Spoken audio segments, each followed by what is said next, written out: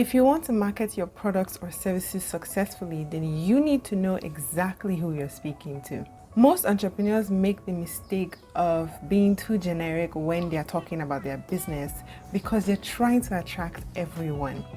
But there's a quote by Meredith Hill that says, if you're talking to everyone, you're talking to no one. Hi, I'm Yemi Morrison. I'm an online business strategist and I have helped 135 people launch their businesses this year. And every single week, I release videos to help you master online marketing and grow your business. So make sure you subscribe if that sounds like something you're interested in. In this video, I'm going to show you why it's important to know exactly who you're talking to and how to create your ideal customer profile. So let's talk about why it's important. Let's say you sell shoes, for example, and you have two customers, Sade and Nike. Sade is a corporate professional. She likes to dress sharp, she likes to look classy, and she wears mostly high heels. Nike is a customer service representative at a fashion boutique, so she's on her feet all day helping customers pick the right outfit. So she prefers to wear flat shoes. Now, if you're not clear on who your customer is, you can make the mistake of running ads that show up on people like Nike's profile, or maybe you're even doing the Instagram strategy and you enter Nike's DM. No matter how many pictures you send her of high heel shoes, you are never going to sell to Nike because she doesn't wear high heels. She doesn't want it. She doesn't need it. Maybe because she doesn't want to be rude to you, she'll say something like, I'll get back to you, or I don't have money, just so you can leave her alone. Most of the time, when people tell you they don't have money, it's not because they don't have money, it's because they're not your ideal customer and they don't have any other way of telling you that this is not for me.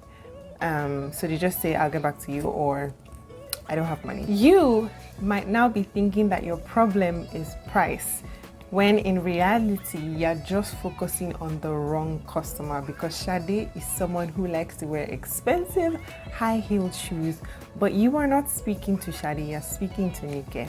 Now, the way you will market to Sade is different from the way that you will market to Nike. When you're talking to Sade, you will talk about all the things that she loves about high heels, the fact that it makes her look classy, makes her feel confident.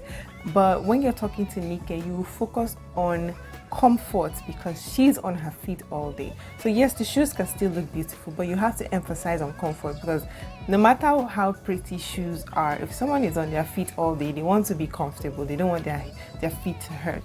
If you want more tips on how you can market your products to people like Sade and Nike, you can click on this video right here where I share 5 marketing tips to successfully promote your business. Let me know in the comments if this is making sense so far. Alright, so let's talk about how to create your ideal customer profile. Now, if you noticed when I was describing these two different customers, I talked about what they do for a living, what kind of products they like, and why they like it. When I ask people who their ideal customer is, they usually tell me something generic like females between the age of 25 to 54. That is not your ideal customer. That is too generic. You need to break it down to the specifics, because every business out there is targeting females between the ages of 25 to 54. So how can your own business stand out? You can do this by being very, very specific about who your customer is. Okay, so the first thing you need to do when you're creating your ideal customer profile is to give her a name. That just immediately makes it look like she's a human being. So instead of doing something broad like females between the ages of 25 to 54, you're talking about one particular person, one person with a name. Again, when I was describing these two different customers, I gave them names. So let me know in the comment section, what name are you going to give your ideal customer profile? The next thing you're going to do is to give her a personality. So act like you're writing a novel and this is your main character. What does a day in her life look like? What does she like? What does she dislike? What does she eat? Where does she shop? What school does she go to?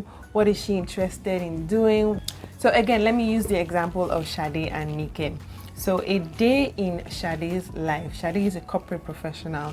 So I'm assuming that she is someone who has a driver. She's married. She packs her lunch from home or even if she wants to have lunch, she can order it from anywhere and they'll deliver it to her.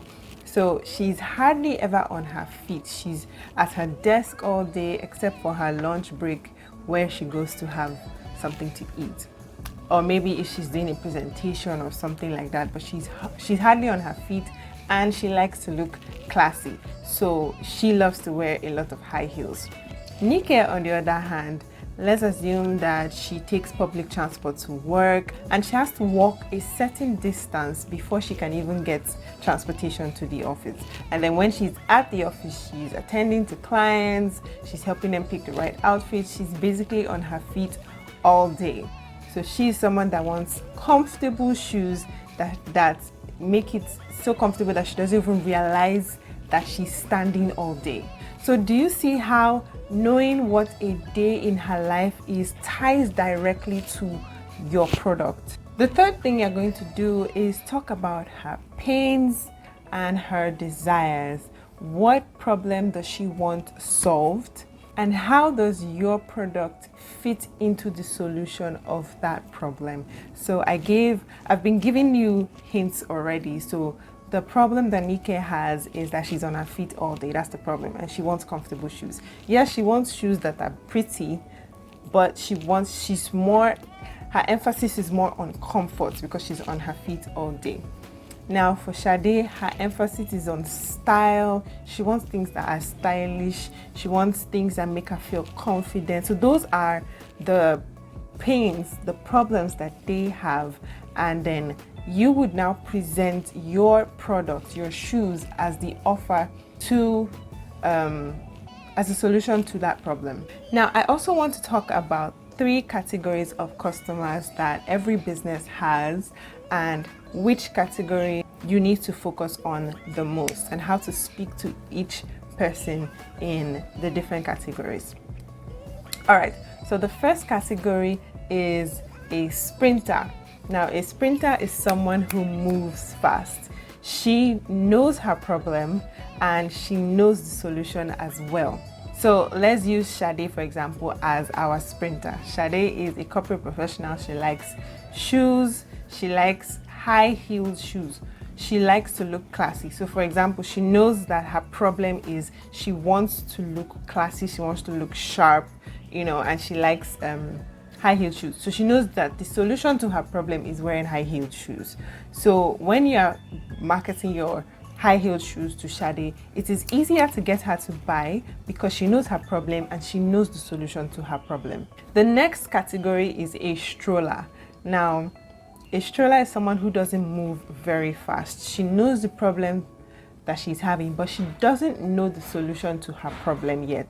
So let's use Nike in this category. So Nike is a stroller. She knows that she wants shoes, right? She knows that she wants something that will make her comfortable, but she's not quite sure what kind of shoes she needs to get. So yes, she buys flat shoes, but she doesn't know the kind of flat shoes, because there are flat shoes that still hurt your feet. That means that you would need to spend a little more time educating Nike on why your shoes are going to solve that problem.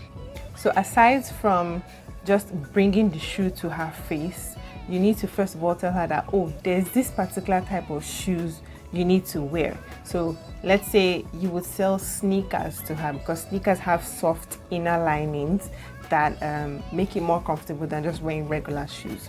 So you first of all have to tell her that, okay, this is your problem, right? This is the solution to your problem. You need to wear shoes that have soft inner lining, and then you now present your shoes, your sneakers to her as the solution to that problem. So you see that it's a little longer in the buyer journey. The third category is a standstill category. Now, this is someone that doesn't know her problem and she doesn't know the solution to the problem. So let's use someone completely different. Let's name her Lola. So let's say Lola likes fashion. She likes to look good. So she buys dresses, hair, makeup, bags, and everything. But she doesn't know that in order to have a complete outfit, she needs to have shoes. So what you're going to do when you're speaking to Lola, you're not just going to show her your shoes. No. You're going to first of all educate her on how and why shoes complement the rest of your outfits. So do you see that you're not saying anything about shoes yet, you're not selling yet. You're talking about how she needs to complete her look with shoes in general. That is all you're saying. You're not saying with my shoes or with this type of shoe. In general, that's what you're going to say. Then after you have convinced her that, okay, yes, I actually do need shoes to complete this outfit, then you now move on to the next stage, which is it flat shoes she wants, or is it high heel shoes she wants, or is it sandals or sneakers? Then you now go deeper into finding exactly what type of shoes should she wear with her outfits. Which ones does she prefer? When you've established that, then she now knows her problem, she knows the solution to her problem. Then you now move her a step further by showing her your shoes and offering them as the solution to her problem. So you see that it's much longer than trying to sell to Nike or Sade. So it's really important to know where each customer is at each stage in their lives and while you're selling to them. So you don't just enter people's DMs or just start running Facebook ads and saying, buy my shoe, buy my shoe, buy my shoe. You can do a quiz or something. If you're running Facebook ads, instead of just saying, buy my shoe, you can run Facebook ads and say which shoe fits your personality or something like that, and then they will take the quiz and they say, oh, based on the questions that you've answered, you should wear flat shoes. Based on the questions that you answered, you like high heels. Try so and so. So that's how you move people closer towards the sale, not just by posting a picture and saying, buy my shoe. So I have a simple workbook that you can download to create your ideal customer profile. It's called the Know Your Customer Workbook. It's totally free.